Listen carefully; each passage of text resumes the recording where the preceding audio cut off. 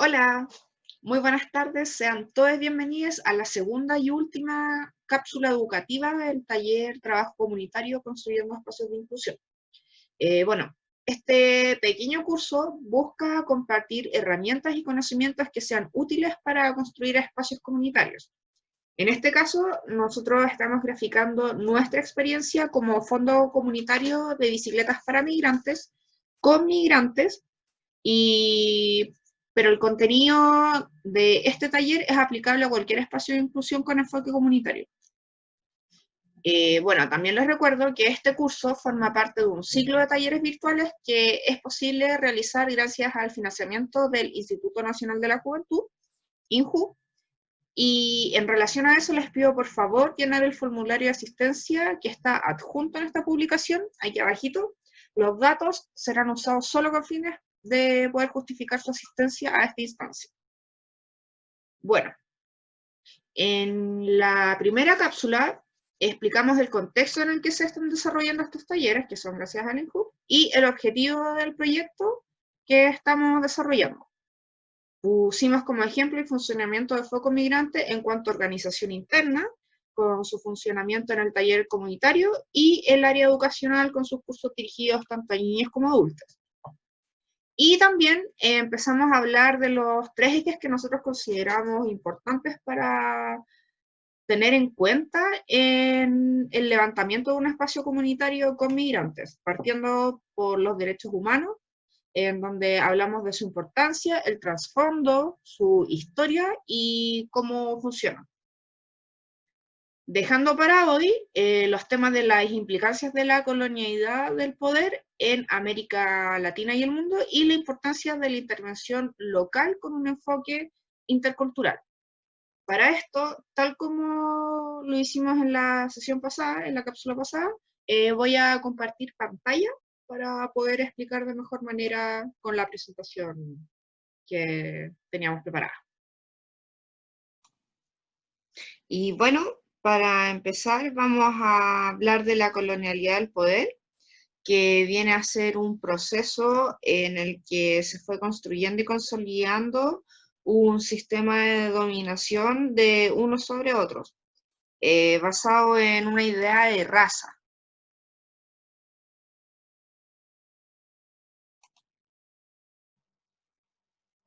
Entonces, sobre la colonialidad del poder en América Latina y el mundo.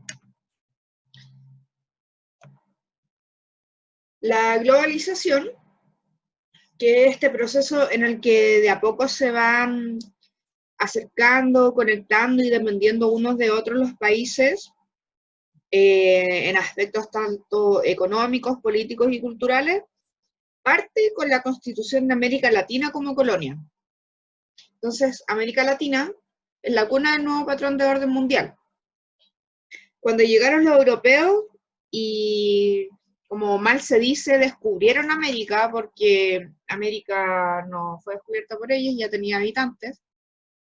Cuando para ellos apareció América en su mapa mental, ellos no llegaron y pensaron quiénes son los habitantes de esta nueva tierra, sino que se preguntaron qué son, se preguntaron si estas personas, bueno, estos seres vivientes, eran humanos y tenían alma. Bajo esos parámetros,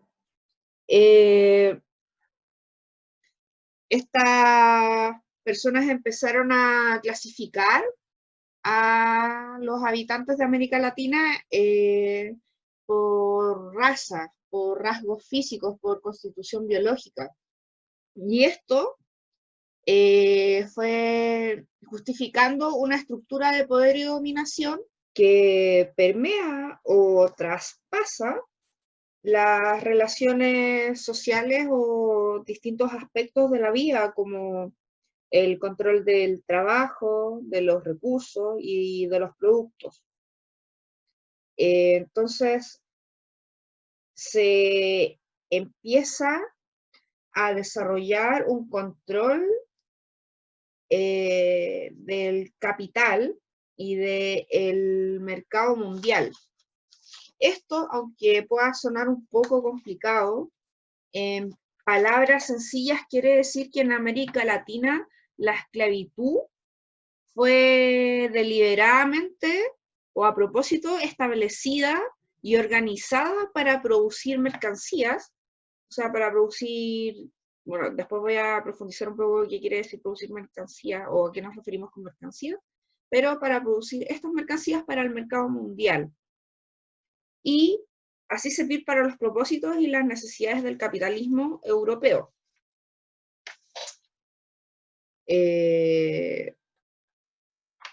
Esto a la vez hizo que se desarrollaran con el tiempo nuevas identidades en Chile, que están la de los indios, los de los negros y la de los mestizos, que son la mezcla de los nativos con los colonos. Y esta nueva identidad racial es negativa y se ve un esfuerzo desde los colonizadores de unos esfuerzos sobre todo religiosos de despojar a los nativos de sus particularidades o de su identidad histórica. Con el tiempo se va desarrollando una forma de pensar o una perspectiva eurocentrista, que quiere decir que los europeos toman sus valores y tradiciones como valores universales, y bajo ese prisma o esa mirada analizan, critican o juzgan otras culturas. Entonces, en base a esa forma de pensar, ellos desarrollan una perspectiva teórica de la idea de raza, escriben al respecto y al popularizarse tanto esta perspectiva, y aparte tener la fuerza de ser la cultura dominante en el momento, se van naturalizando las relaciones de dominación. Y eso las reafirma y las legitima, y ya no se cuestiona. Entonces los pueblos conquistados quedan a una escala natural de inferioridad y se menosprecian sus rasgos físicos y a la vez sus descubrimientos y conocimientos mentales y culturales. Se miran en menos las religiones y las manifestaciones culturales de las colonias. Y eso se naturaliza. Y eso tiene el peligro de que en el fondo es negar a la persona, es negar la constitución personal y la forma de pensar, la forma de ver el mundo de la persona y de sus generaciones pasadas. Y eso es muy grave. Aquí podemos ver cómo se impone la colonialidad.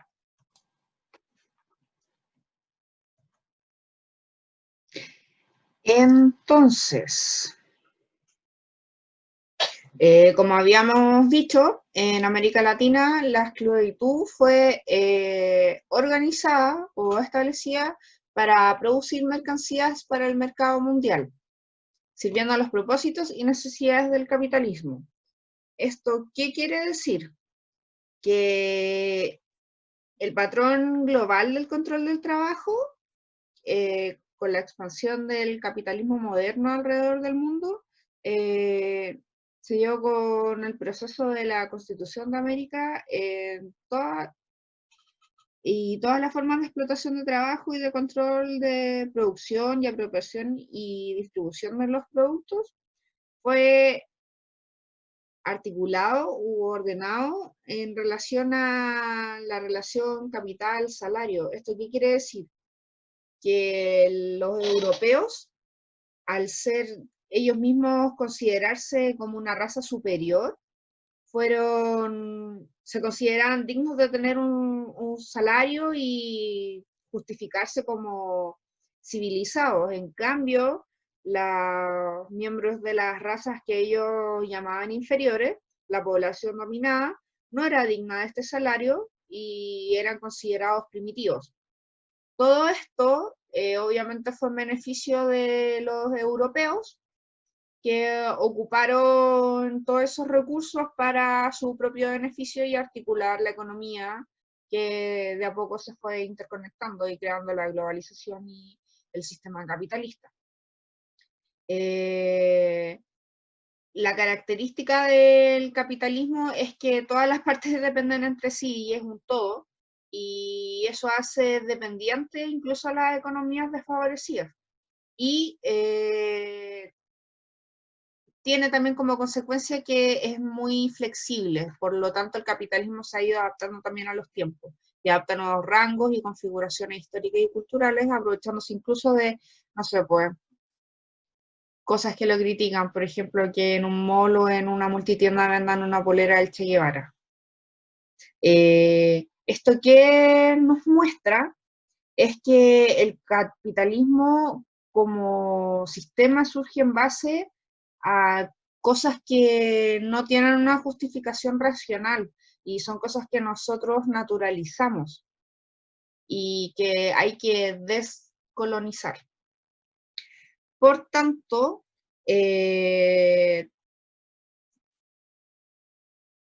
vivimos en un sistema que es ajeno a nuestras raíces latinoamericanas y debemos tratar de recuperar todo lo que nos fue despojado por la imposición de nuevas culturas desde una perspectiva eurocentrista.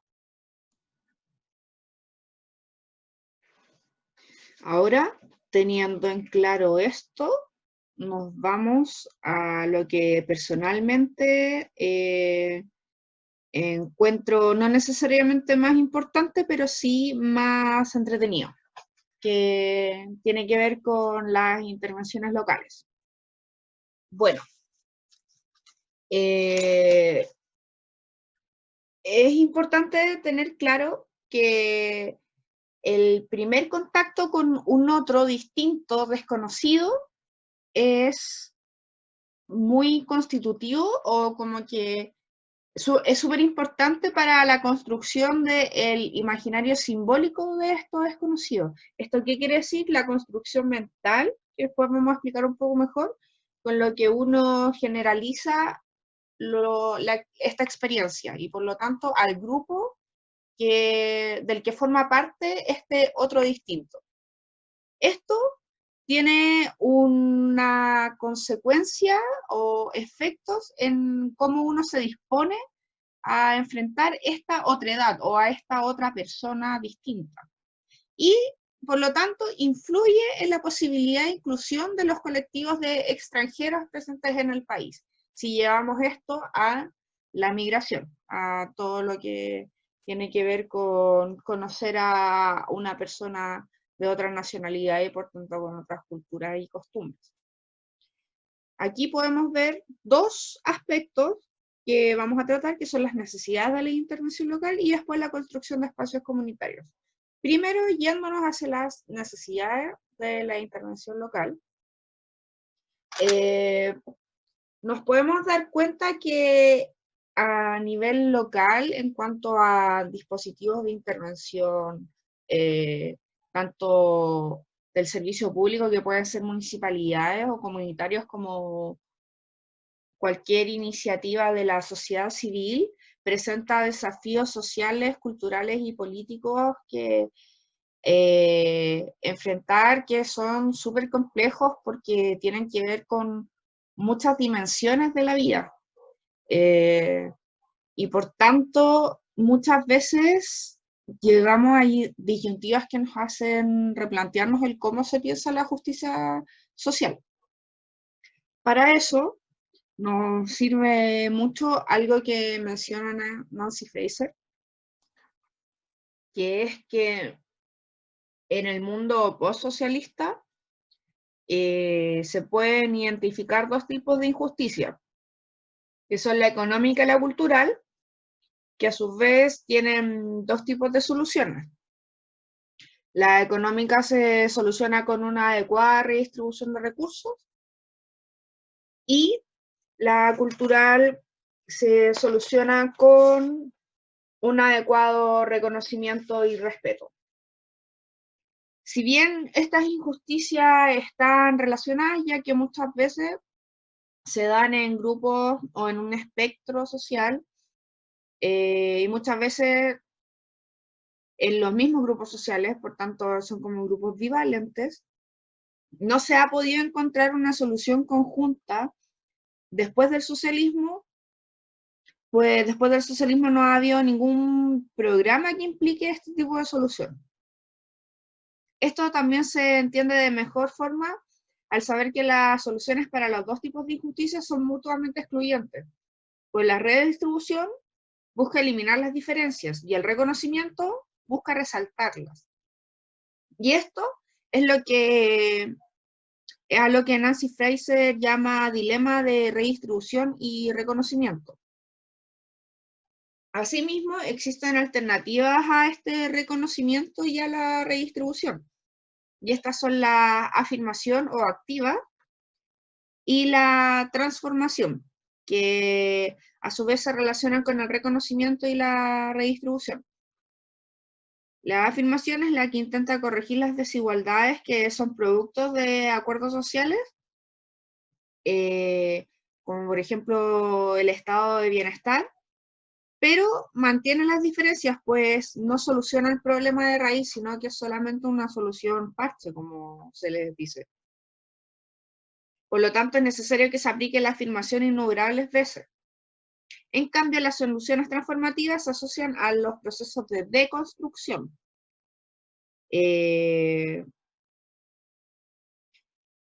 No sé, pues, por ejemplo, entre las soluciones referidas a la redistribución podemos observar, por un lado, con el ejemplo del Estado liberal benefactor, cómo funcionaría una solución en la que se llevan a cabo soluciones afirmativas, o sea, que mantengan estas diferencias porque no solucionan el problema de raíz. Por ejemplo, se observa una reasignación de bienes o como dar dinero o bonos a ciertos grupos y un apoyo o diferenciación entre ellos, apoyando especialmente a los que se encuentran en desventaja. Lo malo de esto es que al solucionar solo superficialmente las injusticias, no se solucionan los problemas estructurales y es necesario un apoyo constante a estos grupos en desventaja. Y eso puede generar efectos indeseados o incluso contrarios a los buscados, como una estigmatización negativa del grupo que se está ayudando.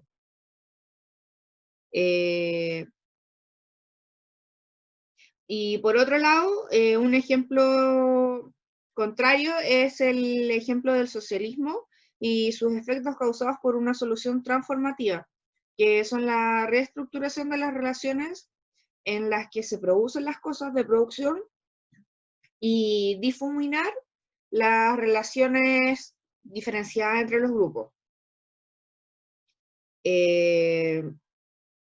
No sé, por ejemplo, lo positivo de esto es que esto puede llevar a poder solucionar algunos problemas, como el no respeto a las diferencias generadas por condiciones que son de injusticia.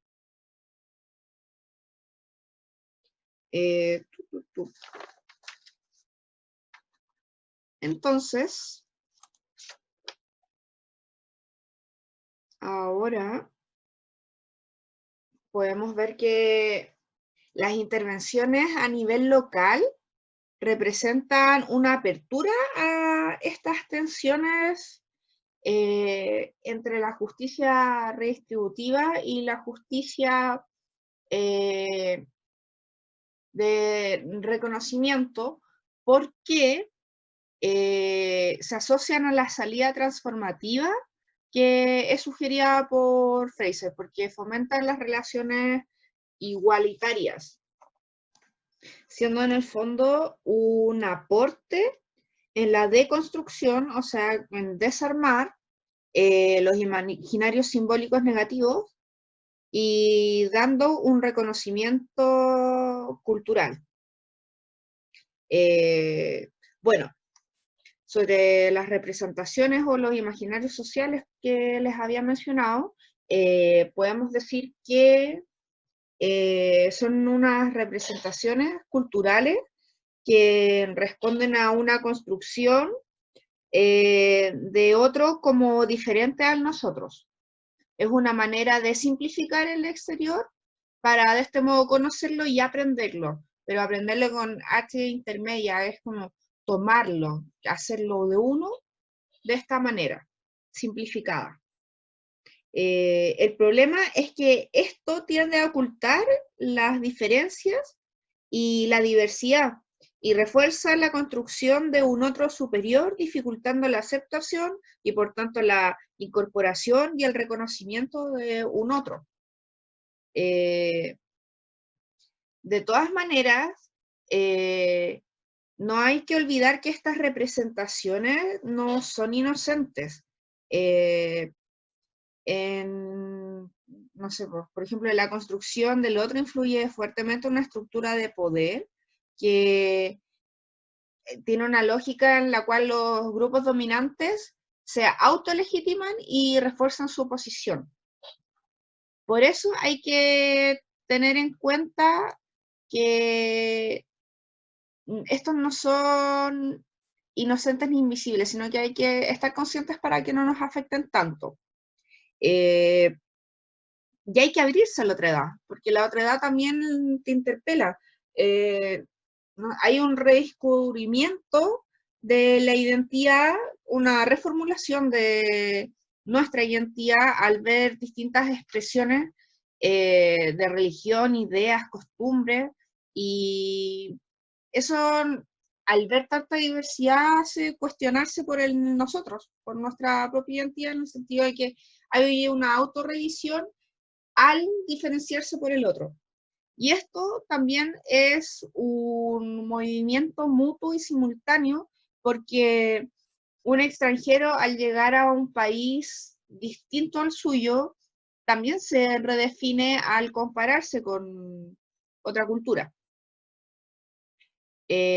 Por eso la intervención local implica comunicación, en establecer también relaciones cotidianas y políticas diferentes y generar una co-construcción de nuevas formas de relacionarse.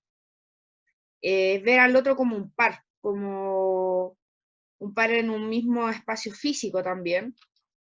Y esa es la idea, tomar y tratar de generar instancias locales que permitan una sana integración, y esto toma relevancia pues en la práctica, en instancias por lo menos oficiales, gubernamentales o institucionales, hay solamente una resignificación o una no sé,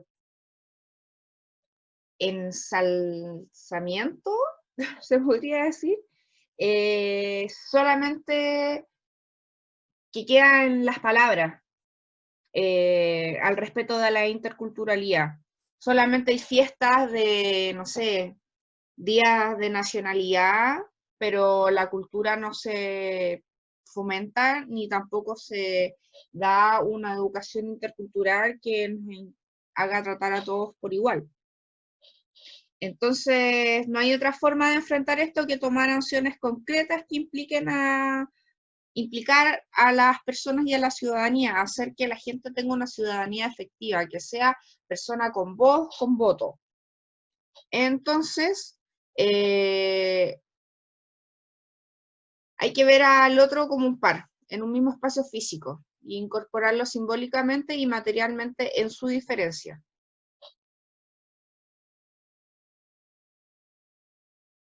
Y eso implica que también participen en la esfera pública. Por tanto, la integración de una cultura o grupo implica reconocer al otro como un actor social válido y como sujeto. Y eso tiene una importancia en las instancias locales que permitan una sana integración. Por eso son tan importantes, porque tiene que haber un cambio en la forma de percibir la instancia participativa y local. Y a eso también íbamos en la introducción del taller y la cápsula 1 la semana pasada, en cuanto a tratar de dejar de lado toda esta noción asistencialista, y tratar de ir también por el lado de la autogestión.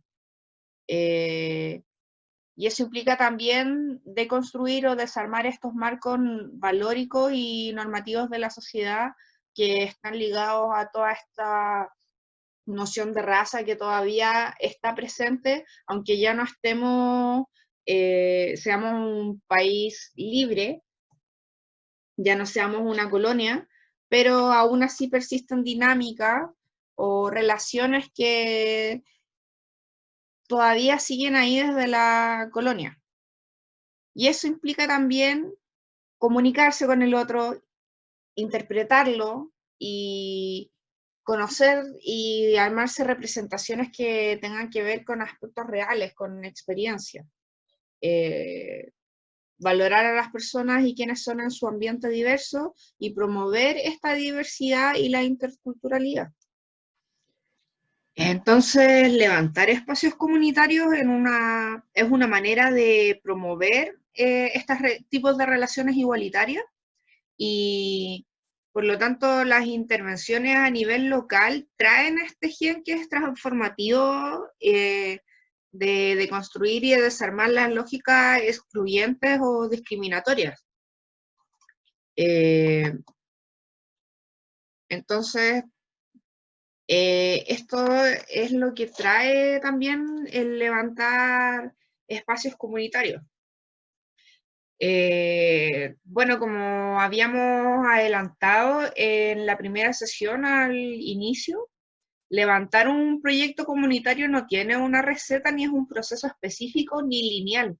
Incluye mucha improvisación, ingenio, paciencia, también incluye compromiso, y porque es una responsabilidad si uno levanta un lugar y dice que va a estar todos los días en la mañana, los sábados, hay que estar, porque si llega gente y tú no estás, la confianza se va rompiendo.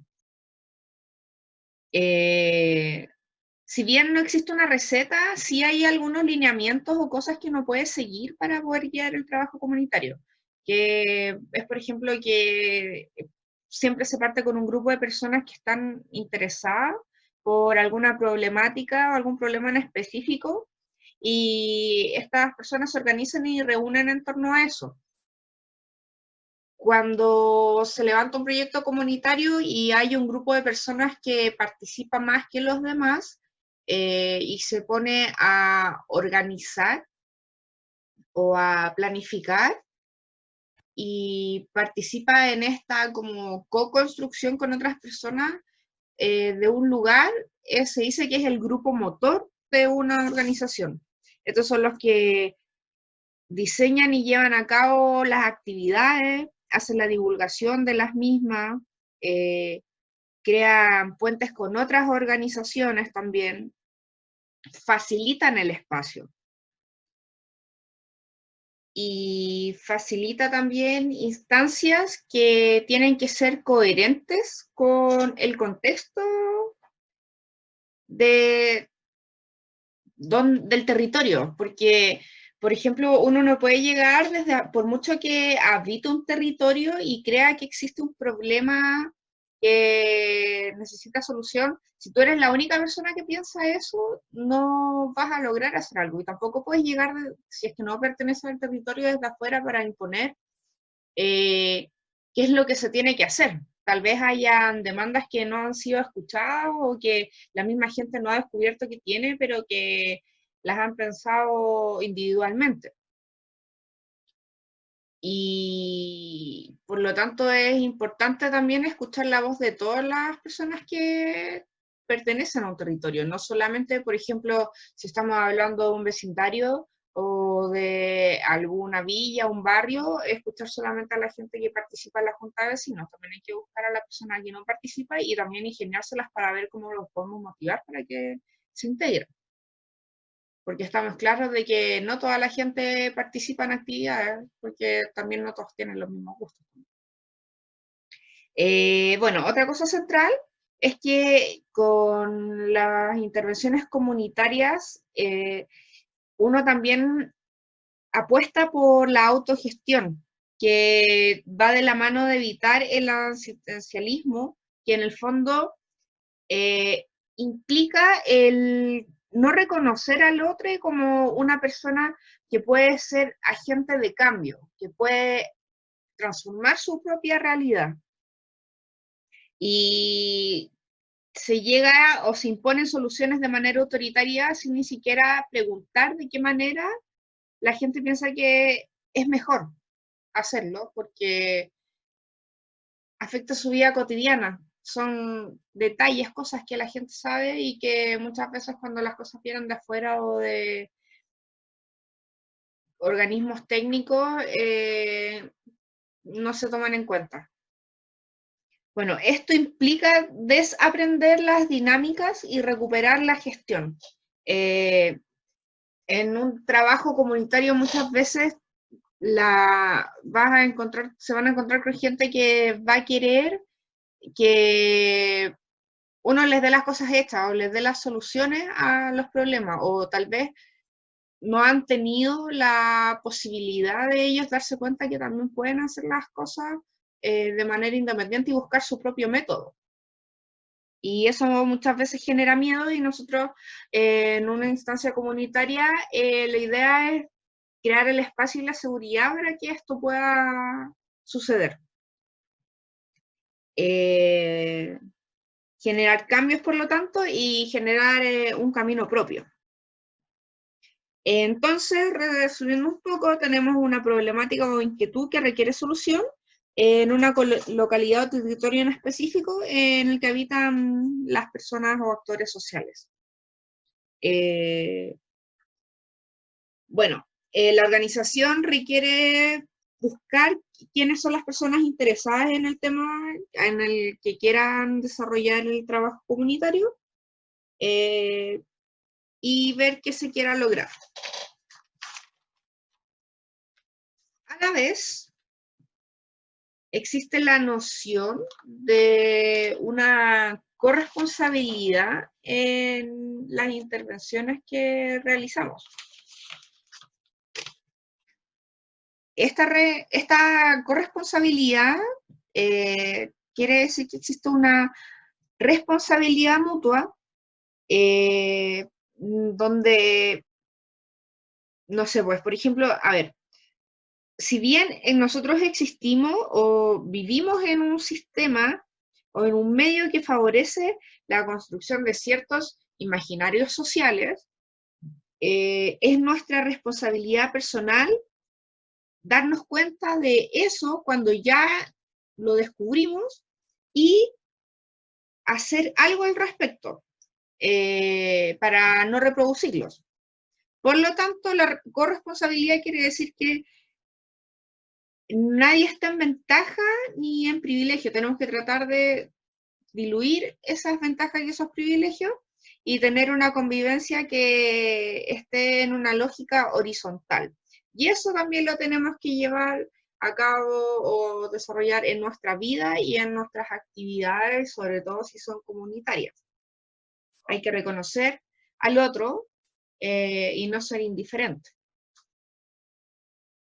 Bueno, para poder hacer una intervención comunitaria se deben realizar ciertas acciones, que es primero que todo abrir un espacio y una instancia, que como decíamos, quiere decir que hay que ser responsables y constantes en abrir este espacio.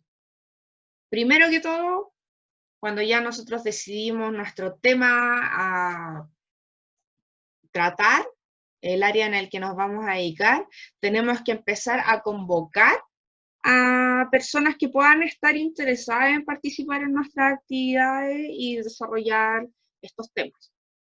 Como por ejemplo, en Foco Migrante nosotros convocamos a migrantes y a gente que esté interesada en temas ciclistas o de movilidad urbana.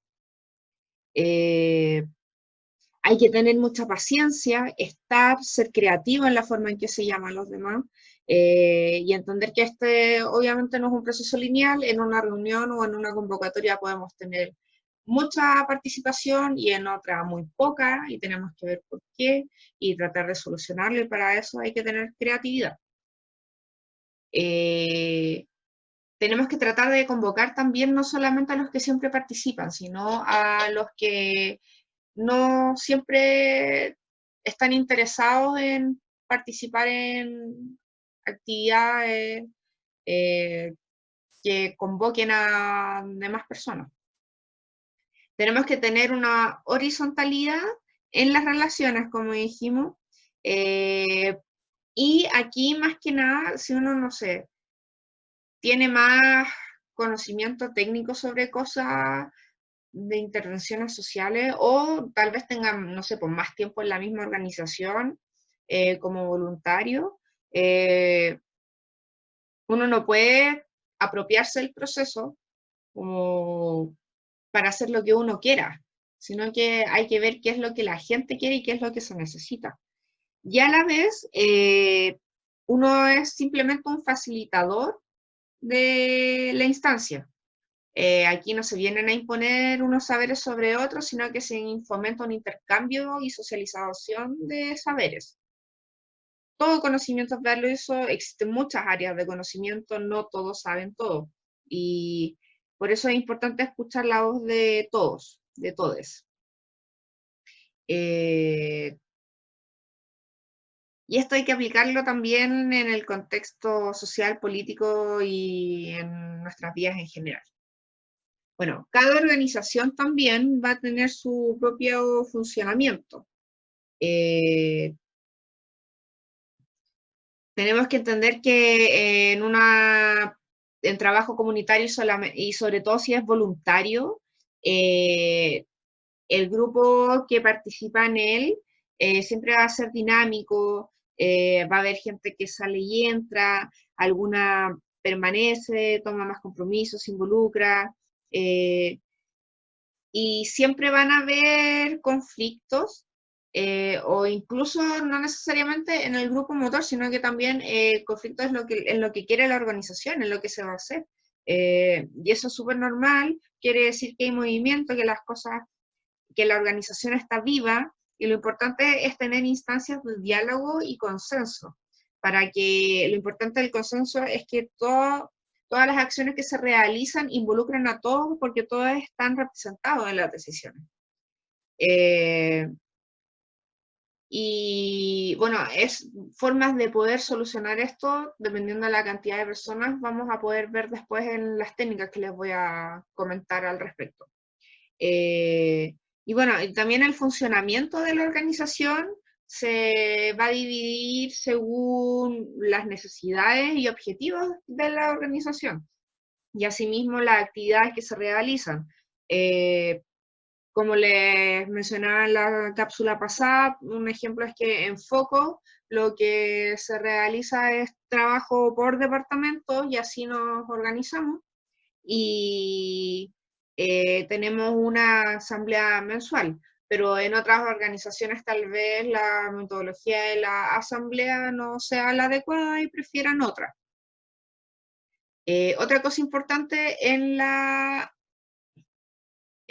participación comunitaria es que las acciones que toma el grupo, la misma organización, tienen que ser súper reflexivas y esto va de la mano con esto que es la acción-reflexión, tanto en las cosas que hace la organización, en el camino que estaba llevando, en cada actividad que se realiza, cómo resultó, qué cosas podemos mejorar, como también una cosa interna. Estas cosas igual son como un proceso de aprendizaje personal y nos hace mirarnos a nosotros mismos y revisar nuestras propias prácticas en aspectos como horizontalidad, inclusión, diversidad, género, por ejemplo.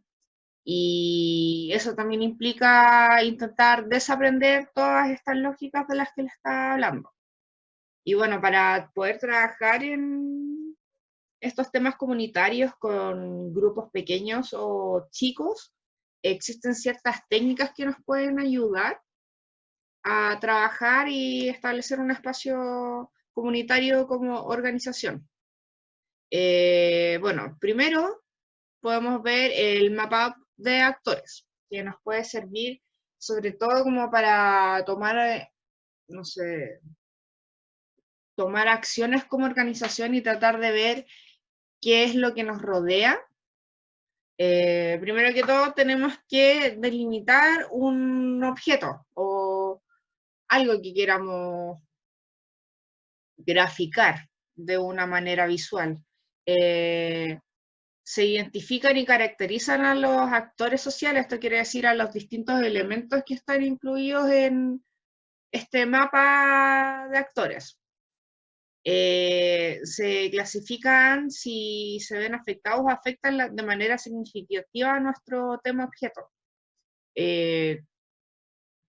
Se ve qué información tienen, el conocimiento y la experiencia acerca del tema, controlan la influencia en la implementación de aspectos pertinentes a la cuestión.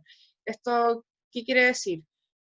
Por ejemplo, podemos hacer un mapa de actores de foco migrante. Y nuestro objeto es como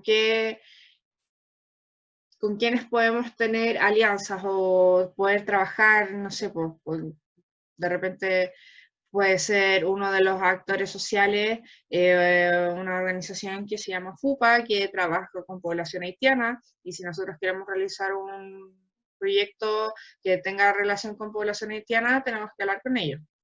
Tenemos que ver qué información tienen, su experiencia acerca del tema y cómo pueden afectar de qué manera pueden afectar nuestra organización.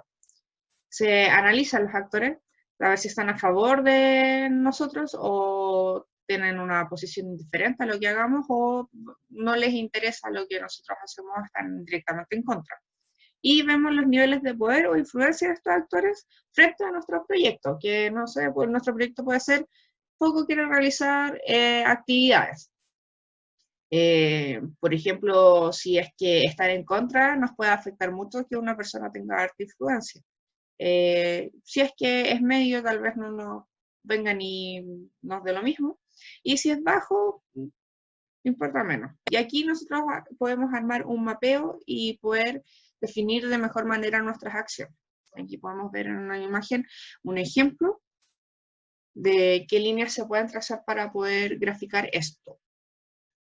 Bueno, también si es que queremos empezar a hablar de un tema en el que tal vez nos cueste hacerlo a uno o en grupo, podemos simplemente hacer una lluvia de ideas, que es plantear un tema y lanzar ideas que no van a tener mayor discusión en el momento, pero sí se van a anotar en una pizarra para poder sintetizarlas después.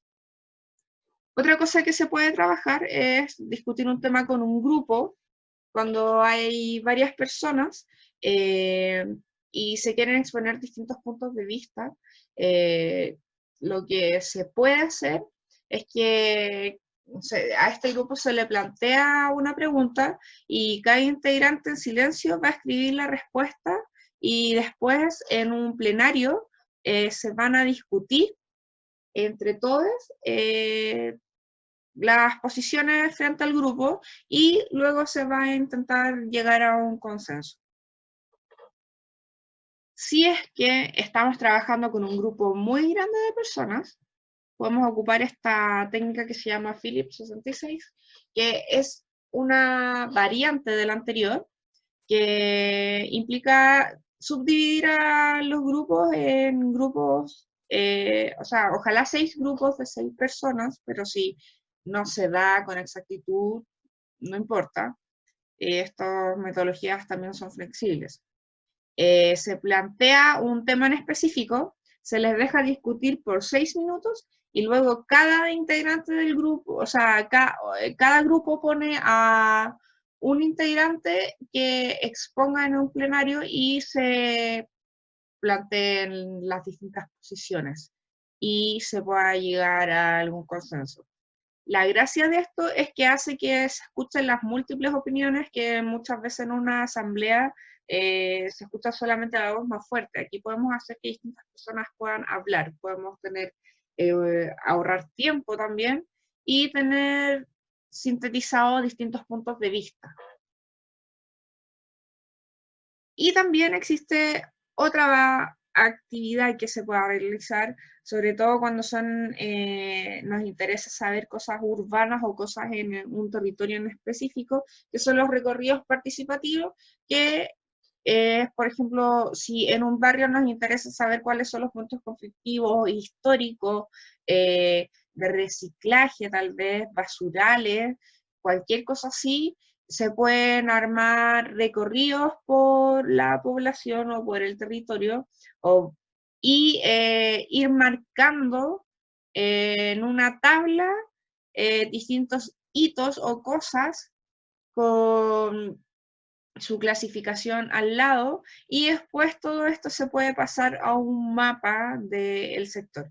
Esto mismo se puede hacer, por ejemplo, en movilidad en un barrio viendo los puntos o cruces conflictivos o donde hay problemas, no sé, pues entre peatones y automovilistas o con ciclistas o entre distintos tipos de ciclos, por ejemplo.